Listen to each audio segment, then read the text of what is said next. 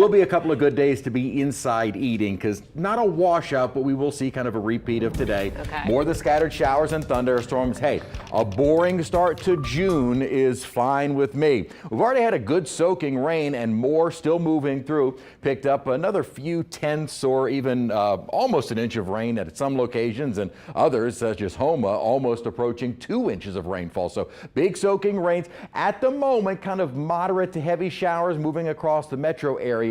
Lighter to moderate rainfall much of the North Shore, though a few pockets around Covington of some heavier showers. And we do have more heavy rainfall, not anything substantial, but there is a new street flood advisory basically for the entire metro area, just with these additional heavier downpours coming through. And right at rush hour, just be careful on the roads. You might see some standing water. I don't think it's going to be a big flooding issue at all. And thankfully, there is nothing beyond this. However, one of our models indicates as these storms kind of wrap up in the next couple of hours, may see some additional development later on tonight and into the overnight hours. We'll see. Now, this model actually triggers the storms early on Saturday morning and then kind of wraps them up by about the noon hour, whereas other models indicate we won't see the showers until we get into the daytime heating. And I do think, coupled with an upper disturbance and our daytime heating, we'll likely see more of an afternoon evening type event for rainfall during our Saturday. And we won't have the upper disturbance on Sunday, so Sunday I think our rain chances will be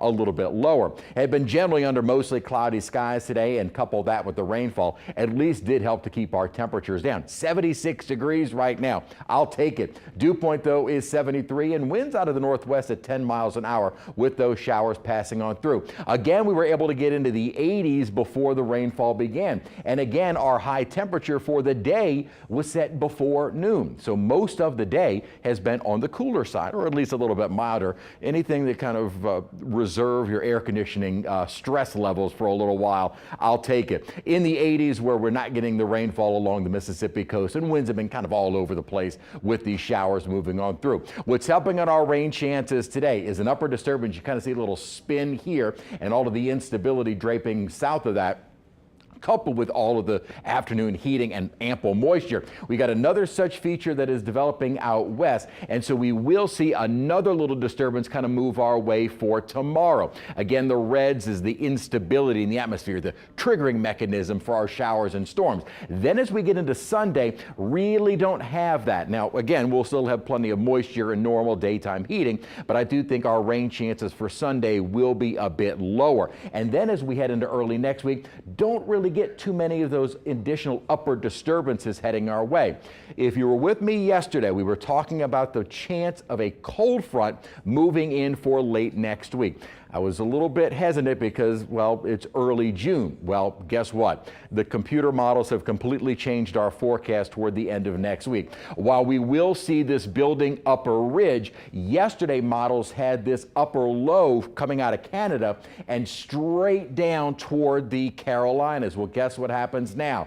It stays up in Canada, so nothing to push a front on through. And in fact, that upper ridge looks like it'll build over. So instead of the maybe milder and less humid air, it looks like we're going to be hotter as we head toward the end of next week.